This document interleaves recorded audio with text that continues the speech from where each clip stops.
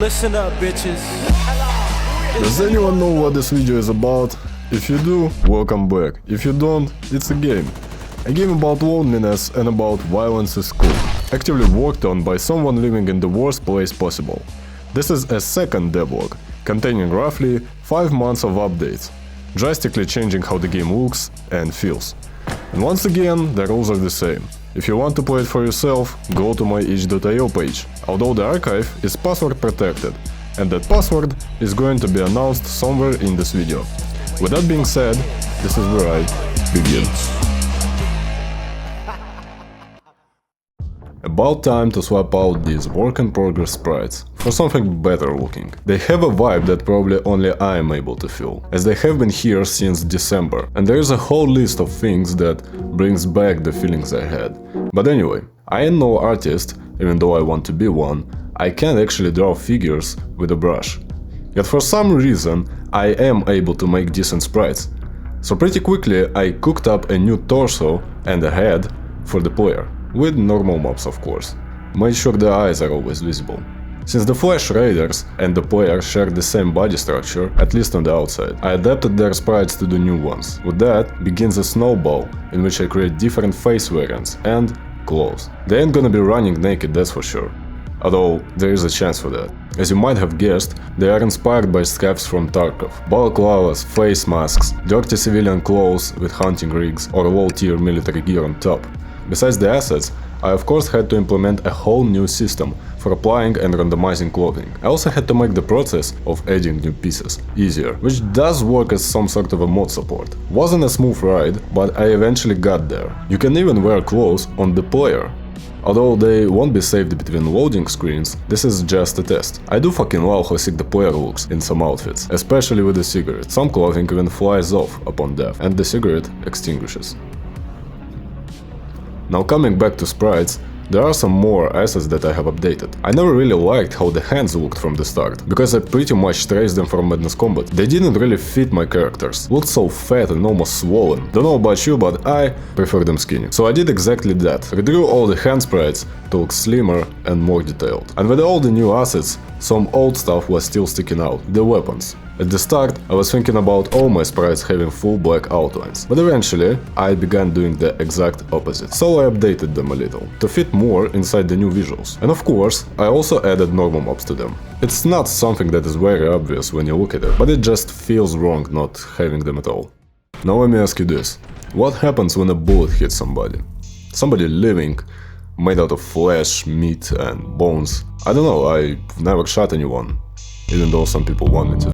The bullet leaves a wound behind, blood flies out of the hole, and sometimes it can even rip chunks of flesh out of a body part. This is exactly what I wanted to see in MDT. I did already have some blood sprites made in public build 1. They were stylized, and even though they might have looked fine when put next to a reference, in-game it didn't feel right. So instead of hand-drawn, clearly shaped splats, I decided to use cloudy blood. It looks more realistic and still does have different shapes, only now it looks much better when layered on top of one another. But this was the easy part. Just changing some sprites and 2 seconds of programming. What actually took me 2 weeks is Gore. There were 2 parts that required actual thinking. Determining what part of the body to keep and masking all the layers of clothing with the Gore sprite. The first part I figured out right away. Just split the body part into a pie chart of degrees. For example, a jaw is in range from 35 to 155 degrees. When a fatal hit happens, we firstly do a random roll for a chance of actually giving the part. It depends on multiple variables, but in short, the outcome is based on how much damage was done in a short time. So if the random chance succeeds, we check the angle of the hit and spawn a give part based on what range of degrees that angle falls into. Now comes the next difficult part, masking all the layers of clothing with a Gore sprite. This is the shader I came up with.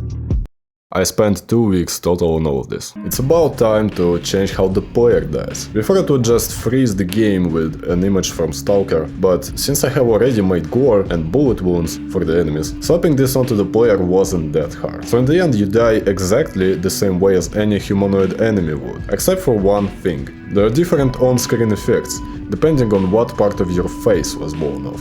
Also, there is a high contrast impact effect when you receive big damage. I think it's pretty subtle, but still kinda throws you off, thinking what the fuck just happened.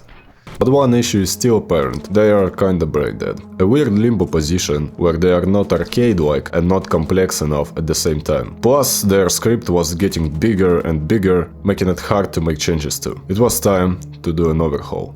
Inspired by Road to Vostok's AI, I decided to do a similar thing.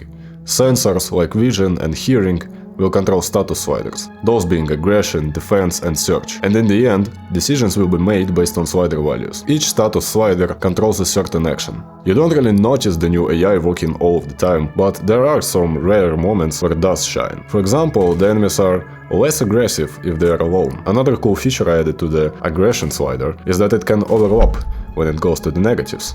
So if an enemy is very low on aggression, as a last desperate attempt at killing you, he can go into a berserker mode, choosing to rush you instead of hiding. This was pretty fun and relatively smooth to work on, but this isn't where I started the overhaul. I started it by splitting the enemy humanoid script into parts and one executable, as I call it, to control them all. This hasn't really affected the behavior of enemies, but made it more readable for me. Even before that, I've been working on another promised feature, the ability for enemies to jump, fall down one-way platforms and even climb ladders. My guess about using navigation links to achieve this was correct. It turned out to be pretty simple, and because there are literally zero tutorials on this, I've made my own, so if you want to learn more about this, go watch it. I ain't gonna explain it here because the video is already longer than 20 minutes. Again, as promised, the enemies can speak now, with small texts that appear above them. They react to all sorts of events like seeing a grenade, being low on health, seeing their body's head explode, and more. On the topic of smaller changes and additions, I have made awake animations. They are played when the enemy spawns, and will be playing until he gets disturbed, just so they won't have to walk around all the time. Body needs some rest. If you have played or seen the previous public test, you might remember that enemies would sometimes freak out when dying while facing to the left. I couldn't really understand at first what caused that, because it was happening so fast, but if you look closely at the corpses, they are always facing right. And if you look at it frame by frame, that's why they freak out. So you see, in Godot, flipping physics objects is a big no-no. It doesn't always work as expected, and the default solution to this is to only flip the visuals. If you take a look at the transform of my enemy when he is flipped, the X scale actually stays the same, and instead he gets flipped upside down and rotated 180 degrees. Don't ask me why, that's just the way it works. So I had to bang my head at this for a couple of days, but I did finally fix it. The joints sometimes still fuck up and get misplaced, but 90% of the time it works fine. There's only so much I can do with my own homebrew 2D ragdoll solution. Sometime after this, I decided to change the melee system to the exact thing that I told it isn't going to be. I don't remember why.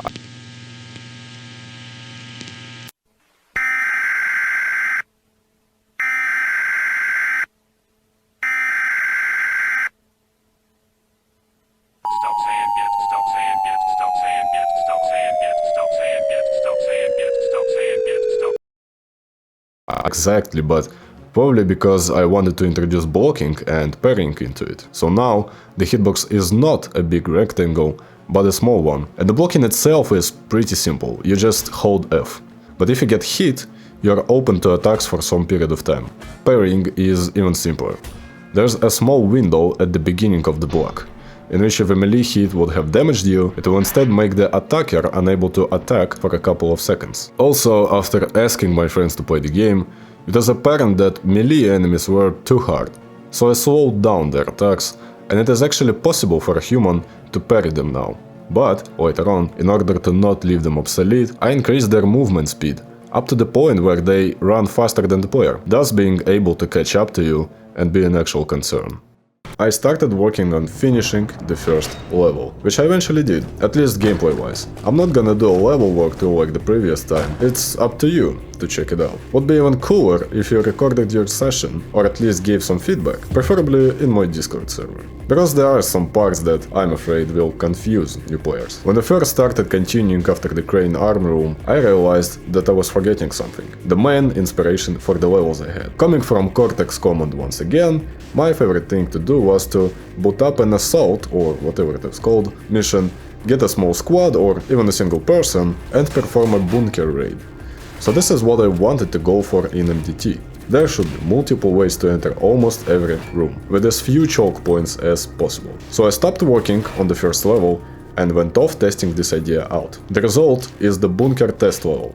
I ain't gonna spoil it once again, but the main idea is to use those principles I just described in a playable environment. And when I started adding enemies to the bunker test, it became obvious that it was time to work on optimization. The FPS was abysmal with just 12 enemies, and I was going to add at least twice that amount. So I started off with the simple stuff like tickle optimization. You know that thing in Source games, where you shoot at a wall and old bullet holes disappear. That's what I did. Of course I made the limit pretty high so it won't be that noticeable. The next technique was preloading effects, especially with GPU particles.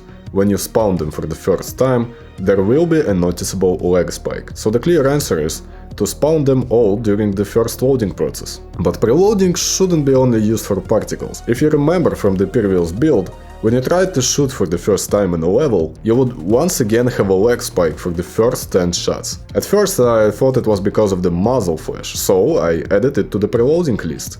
And it did nothing. Then I noticed that it only happened if the player shot for the first time. Eventually I found out that it was not because of any effects, it was because of the combo counter, and specifically its font. The first 10 numbers of the font were loading for the first time, which produced that lag. So all I did is literally put a text object with numbers going from 0 to 9 in the preloading list. But the biggest thing that needed to be optimized was, of course, AI. There are a lot of methods I used, so I'm just gonna list them out quickly. Making 90% of all the updates be on a timer, instead of every frame. Some of the functions that required to be updated faster were put on a half-time timer. Disabling all the visuals and animations when enemies are off screen. Deleting the enemy altogether and spawning his ragdoll separately. And if you take a look at how exactly I did it, you can interpret it as literally ripping out the skeleton from the body.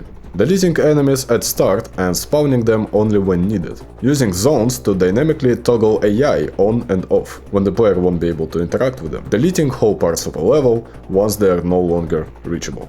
With all of this, I pretty much had hit a ceiling for CPU optimization in Godot. There aren't any sizable optimization techniques left that I know of, so if you do, please tell me.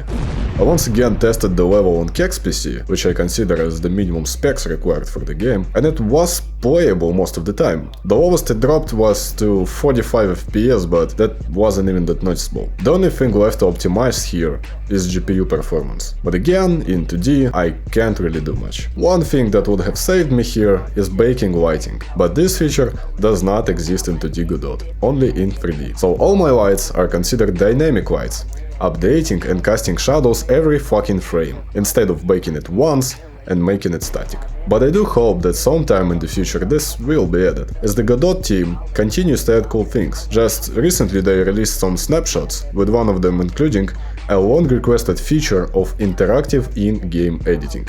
Literally the thing from Unity, which is one of my favorite features of that engine. But coming back to the first level, another goal I have set to myself was to make a song. From start to beginning, it took me about 5 days, but that's if we are not considering the previous 2 versions I abandoned.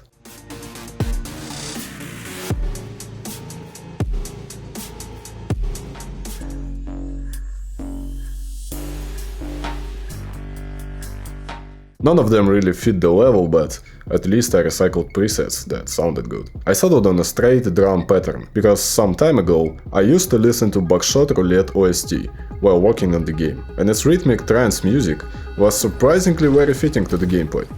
Unfortunately, I won't be releasing the song anytime soon, because an OST and in-game soundtrack aren't really the same thing. In-game soundtracks are structured in such a way that parts of it can be swapped at any time, from calm intro to anticipation to battle, and thus it isn't really a good listening experience on its own. To release it, I would first need to restructure it, then make a cool visualizer and some art, and also probably license it. All of this will happen someday in the future, but not anytime soon. And of course I don't want to just slap the song in the background and let it play on a loop. No, it has to be dynamic. And thankfully, Godot literally added an interactive music solution in the very last update, which has everything I need to do what I want, and even more. So now I can control when to switch to certain parts of the song and whether to do it immediately, on the next beat, or on the next bar. There are a lot of small things added as well, but they aren't big enough to deserve a whole chapter on their own.